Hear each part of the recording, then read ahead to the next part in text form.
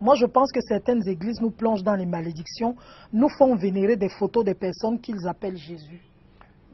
J'appuie sans réserve cette lecture. 1. Jésus était un noir. 2. Vos images, c'est de l'idolâtrie. Jésus était un noir. Jésus-Christ était un noir. C'est déjà scientifiquement prouvé. Je l'ai prouvé dans ce plateau. Jésus était... Non, il ne faut même pas que je commence ça. Adam et Ève étaient des noirs. Première démonstration.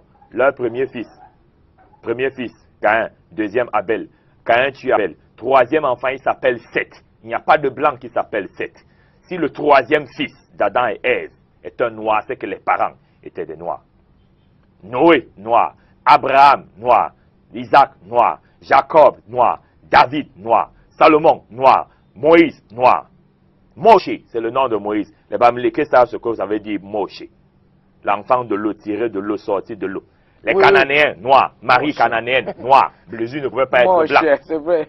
Les premiers Arabes, noirs. Les premiers Hébreux, noirs. Les premiers Indiens, noirs. Les premiers Juifs, noirs. Tout ça est prouvé scientifiquement. Les premiers Chinois, noirs. Les premiers Européens, noirs. Les premiers Américains, noirs. Quand Christophe Colomb arrive là-bas en Inde, il dit qu'il a découvert l'Amérique. Les autres ne savaient pas où ils habitaient.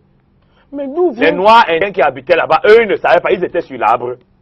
On dit que c'est Christophe Colomb qui a découvert l'Amérique. D'abord, si le plan de la découverte n'est même pas sérieux. Les explorateurs phéniciens et nubiens ont découvert l'Amérique plus de 600 ans avant Christophe Colomb. On ne veut pas dire ça.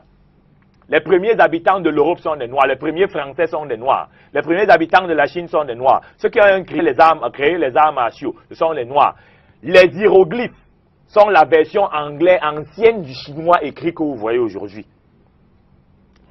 Mohamed même, si on veut entrer dans le même alignement, Mohamed, noir, sa mère était d'Abyssinie. L'Abyssinie, c'est en Afrique. La Libye n'est pas en Europe.